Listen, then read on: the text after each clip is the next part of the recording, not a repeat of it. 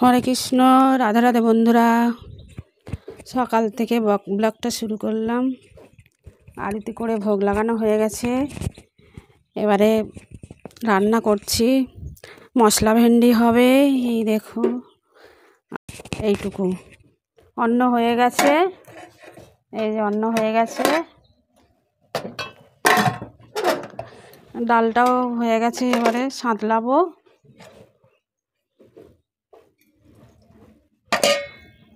ভেজে নেব, নিয়ে আর মশলা বানাবো। মশলা বানিয়ে ভেন্ডি মশলা করব।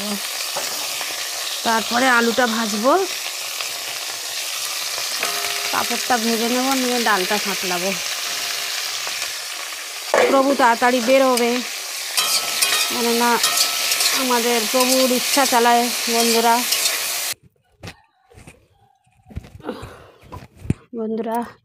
সর্ষের তেল কড়াই দিয়ে দিয়েছি। এবারে 5 ফোড়ন দিলাম,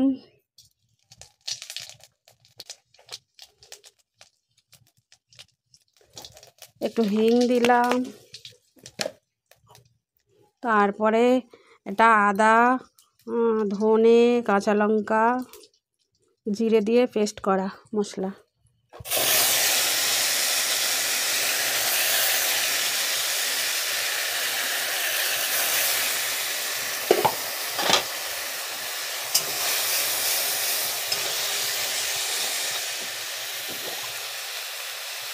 হলুদ দিলাম,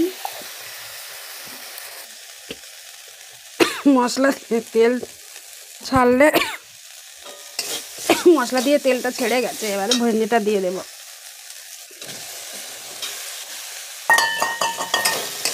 ভগবানের ভোগের থালায় সাজানো হয়ে গেছে বন্ধুরা।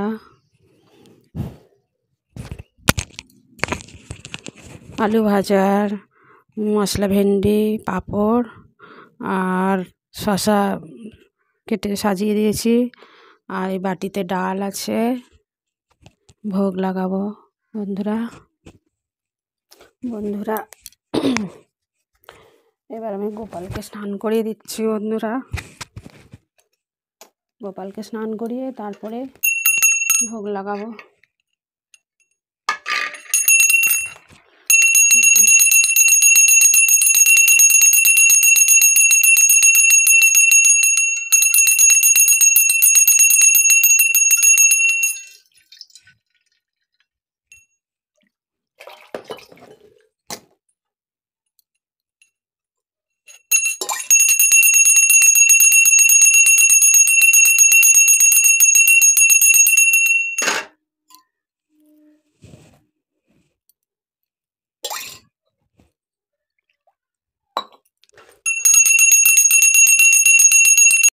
বন্ধুরা, আমার ভোগ লাগিয়ে ভোগ তোলা হয়ে গেছে। এবারে আমি আলু ভাজা দিয়ে একটু মুড়ি পাবো। আবার হরে কৃষ্ণ, রাধে রাধে বন্ধুরা। আবার কিছুক্ষণ পরে ফিরে আসলাম। এই দুপুরবেলা সিমুই দেব ভগবানকে বানিয়ে। সকালে 10টার দিকে অন্য ভোগ লাগিয়েছি, এখন সিমুই লাগাবো। সিমুইটা বানাচ্ছি। সিমুইটা হয়ে গেছে বন্ধুরা। এবারে ভগবানের ভোগ লাগিয়ে দেব।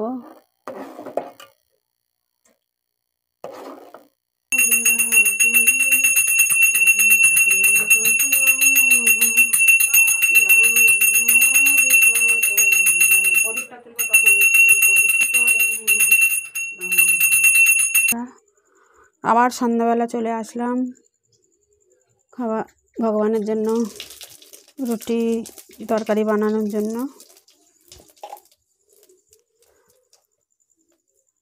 5 ফোড়ন দিলাম, একটু হিং দিলাম, আর একটু কারি পাতা দেব।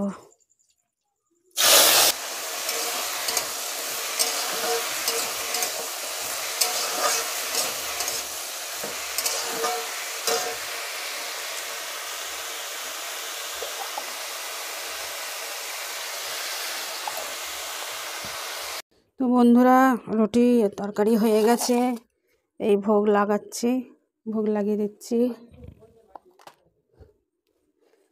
ভোগ লাগিয়ে এখনও ফের রুটি বাকি আছে, রুটি বানাবো। এখন প্রসাদ পাচ্ছি বন্ধুরা। আজকের মতো ভিডিওটা শেষ করছি। পরের ব্লগে দেখা হবে। ভিডিওটা যদি ভালো লাগে তাহলে সাবস্ক্রাইব ও লাইক করে দিও।